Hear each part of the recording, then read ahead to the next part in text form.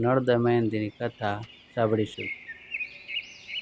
પ્રાચીન કાળમાં નિષેધપુર નામનું એક નગર હતું.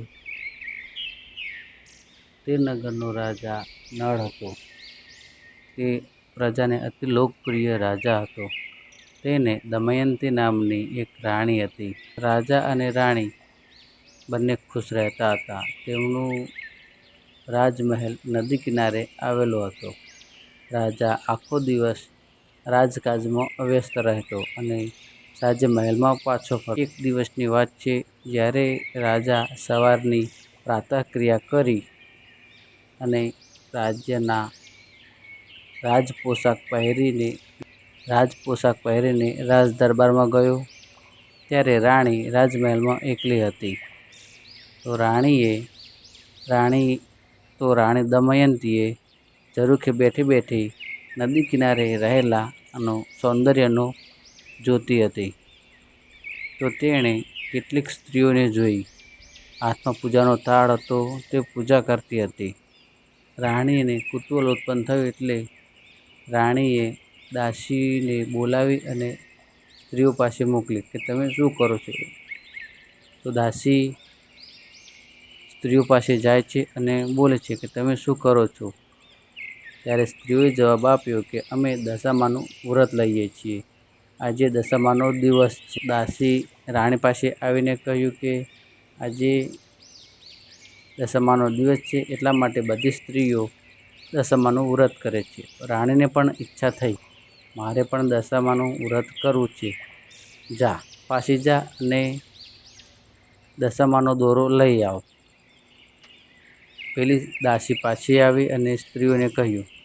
તો સ્ત્રીઓએ જવાબ આપ્યો, તો ગોકુળાષ્ટમીના રોજ સૂતરના 9 તાર લઈ એક તાર કાપડનો લઈ 10 તાર કરીને તે દશામાનો દોરો કરી બાંધવો. આ દશાફળના દોરાના પ્રભાવથી મનોવાંછિત ફળ મળે છે. અને જો આ દોરાનો અનાદર કરવામાં આવે તો અનેક મુશ્કેલીઓ અને વિપત્તિઓ આવે છે. એના માટે પછી તમારે દશામાનું વ્રત કરવું પડે છે. તો આ તમારી રાણી આ બધું કરશે? દાસી બોલી, હા, અમારી રાણી આ બધું વ્રત અને દોરોનું વચનનું પાલન કરશે. પેલી સ્ત્રીઓએ 9 તારનો દોરો બનાવી અને કહ્યું, લો, આમાં 10મો તાર રાણીના કાપડમાંથી મૂકજો અને 10 ગાંઠોવાળી આ દોરામાં 10 ગાંઠોવાળી ચાલ્લો કરી અને બાવડે બાંધી કાઢે અને ધૂપ દીવો આપે. રોજ સવારે ઘઉંના દાણા ટોપરાના 10 નાના ટુકડા અને 10 દિવસ સુધી મૂકે. 11મે દિવસે ઉદપાન કરે અને 10 દિવસ ભૂખ્યા રહે. દાસી બોલી, સારું. દાસી પાછી આવી અને રાણીને દોરો આપ્યો. રાણીએ 9 તાર ભેગા કરી કપડાનો 10મો તાર એના અંદર મૂકીને ગાંઠો વાળી અને વ્રત ચાલુ કર્યું, ધૂપ દીવા કરીને.